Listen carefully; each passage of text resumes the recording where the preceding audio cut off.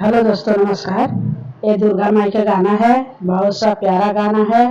तो आप लोग लाइक करना, शेयर करना, सब्सक्राइब भी कर लेना। कमेंट में बताइए आप लोग कि दुर्गा माई का गाना कैसा लगा। सिकिया भी नेले मलिनिया, सिकिया भी नेले मलिनिया, का करबुए मालिन तू ही सिकिया बिके, का करबुए मालिन तू ही सिकिया बिके, डालरिया भी नगमाई के, डालरिया भी नगमाई के, का करबुए मालिन तू ही डलरिया बिके, का करबुए मालिन तू ही डलरिया बिके, फुलवा धरा माई के, फुलवा धरा माई के, का करबुए मालिन तू ही फुलावा, का करबुए माँ तू ही फुलावा ढके, मलवा गो थब माई के, मलवा गो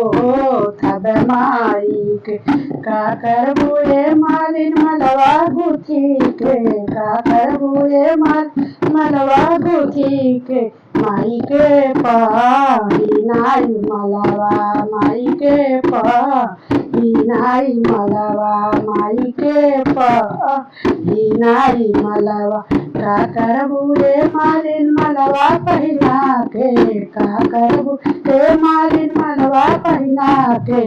माई से मांग सजनवा, माई से मांग सजनवा, का करबुए मालिन तू ही सजनवा, का करबुए मालिन तू ही सजनवा,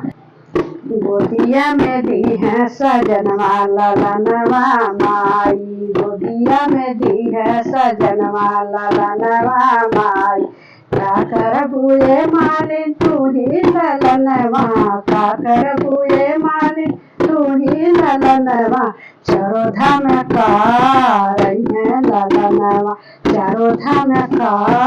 रही है ललनवा, चरोधा में रही है ललनवा। हेलो दोस्तों, ये आप लोग का गाना जरूर अच्छा लगेगा। क्योंकि देवी माई का गाना है तो लाइक करना, सब्सक्राइब भी करना, कमेंट में बताएं आप लोग को गाना कैसा लगा।